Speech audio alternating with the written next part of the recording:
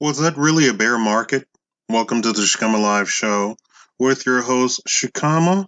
Be sure to interact with this video. That's the only way that we YouTubers get paid. Interacting with the video means clicking the like or dislike, leaving a comment, leaving your opinion, and sharing the video. Oh, and subscribing, of course. That's a big one. So, we just had a downturn and then an upturn in the market. So in this video, we're going to study some past eventful market declines to see what clues they might provide as to what may come next. Traders should continue trade the trend, not their biases. Traders need to be disciplined about managing risk. And this is a stock picker's market. What is a bear market? Google's dictionary defines it as a market in which prices are falling, encouraging selling. Investopedia describes it as a bear market is when a market experiences prolonged price declines. It typically describes a condition in which securities prices fall 20% or more from recent heights and widespread pessimism and negative investor sentiment. And finally, Merriam-Webster defines a bear market as a market in which securities or commodities are persistently declining in value. Now, there are many definitions of a bear market as there are sources. At least a 20% fall from a top to a bottom seems to be widely accepted as evidence, as does the term prolonged. The recent decline in the S&P 500 topped at an all-time high, no less than 3,393 on February 19th of 2020, and bottomed at 2,191 on 3/23/2020. Certainly meets the 20% definition, but not so much the prolonged part. I guess the prolonged is often for individual interpretations, but in relation to the stock market, I think few would define prolonged as merely 1 month. Personally, I think if a bear market is a prolonged downtrend, with prolonged being more than 1 month for sure, and time being more important than price. I think many traders use a similar description and the reverse of for a bull market. One thing is for sure, if you would describe the recent downtrend as a bear market, then you must describe the recent uptrend as a bull market. The decline was 35.4% from top to bottom over 23 trading days. The uptrend has been 31.1% over 18 trading days through Friday, April 17th.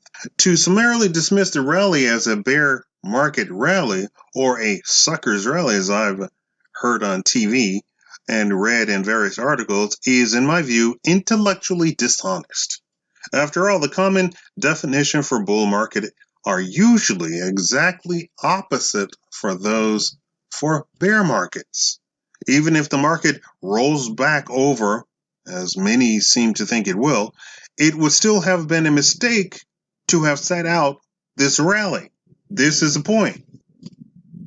It just does not matter what kind of rally it will be to describe, as with hindsight. It is a money maker. So was that really a bear market? I think I just proved that the above was more than a fair question at this point. Was that a bear market or not? If your definition is a 20% decline or a strict break of trend, then it was undoubtedly.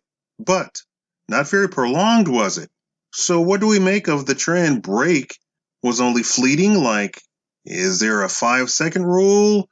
If the index is a question only breaks in the trend for a moment before being recaptured, is it still safe to buy? Let me posit you this. What if someone was on their annual vacation in Antarctica from February 15th to April 18th? When they got home and looked at their index fund, did they see a bear market? What if instead our world traveler dialed up a chart of the S&P 500? He is a long-time investor, so appropriately, he perused the long-term chart. Would he describe what he sees as a bear market, looking at the chart? That's a plausible question, is it not? To further belabor the point, Bloomberg has a list of bear market rallies. The criteria they use, however, makes defining what a bear market rally is pretty easy. Assuming a bear market continues until the index either doubles from a post-peak low or climbs above its pre-bear high. That's a tall bar, the hurdle there. They even list a bear market rally that started on November 24th, 1937. It lasted 223 days and rose 62.2%. If that's a bear market rally, sign me up. So let's take a look at some past declines for clues as to what we might look at, see in the future. 1987, everybody knows. Late August, the market corrected about 9%, then quickly retested the low before rallying about 7%. Then it totally crashed, falling about 34% in less than 3 weeks. It retested the low 6 weeks later, then a new bull market started. The whole thing was over in about 3 months.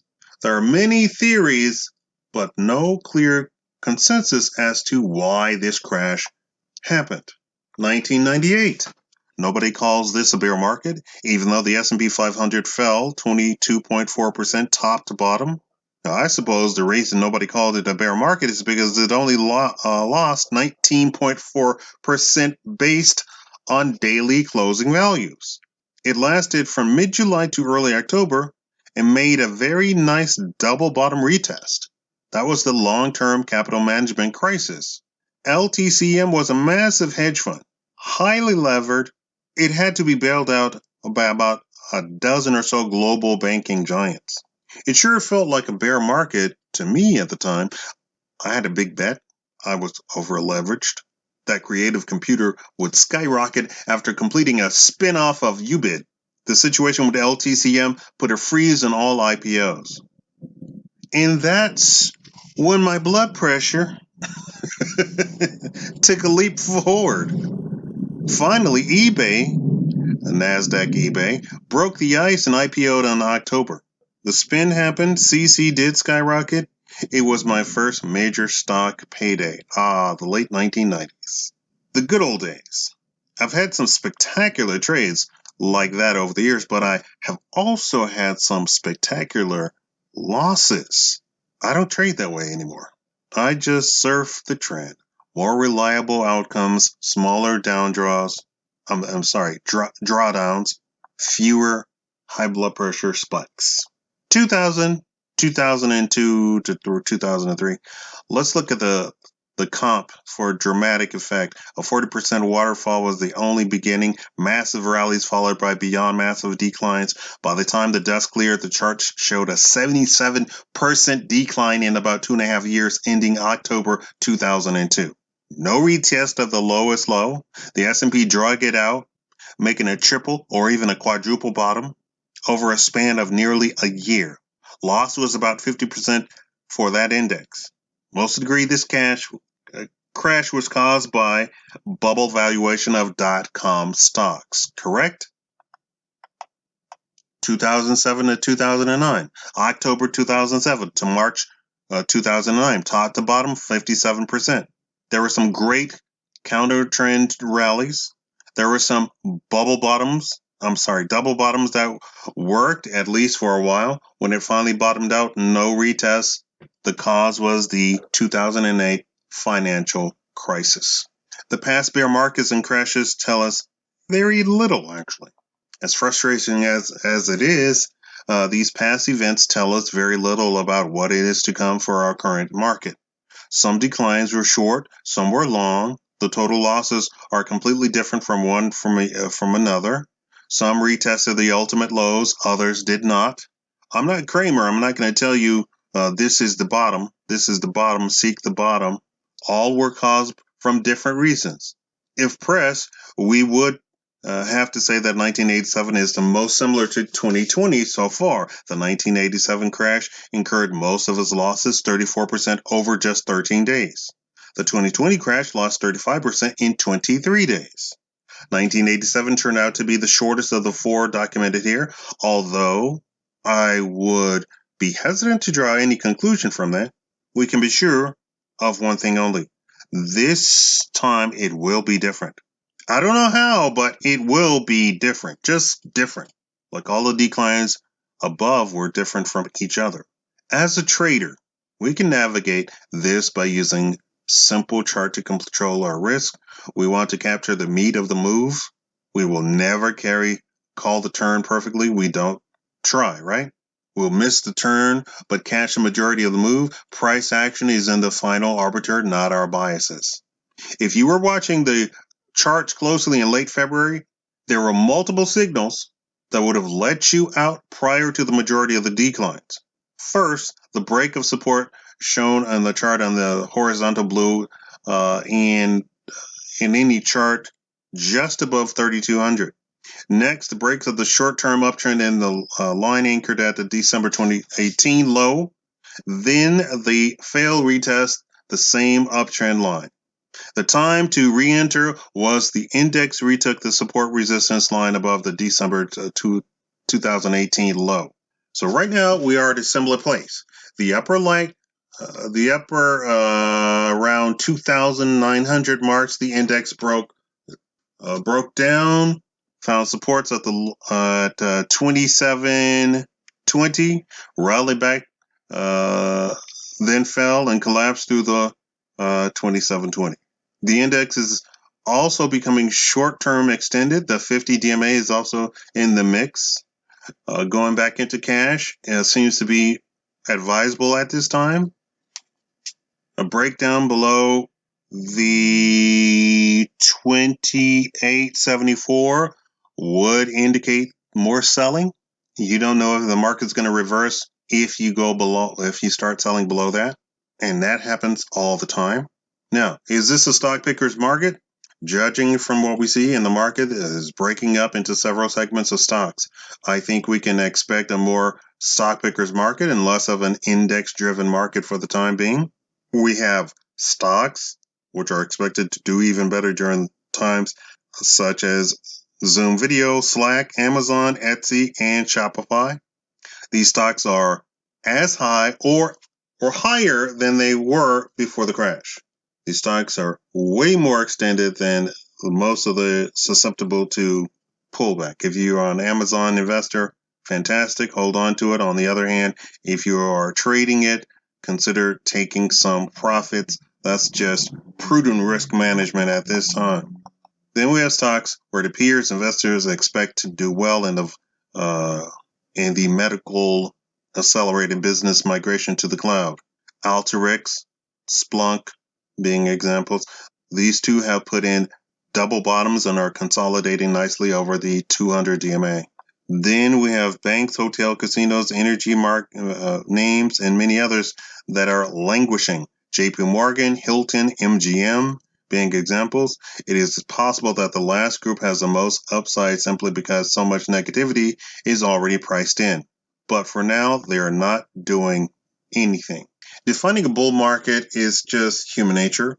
We like to label things, but the truth is that 20% is arbitrary and doesn't really mean anything.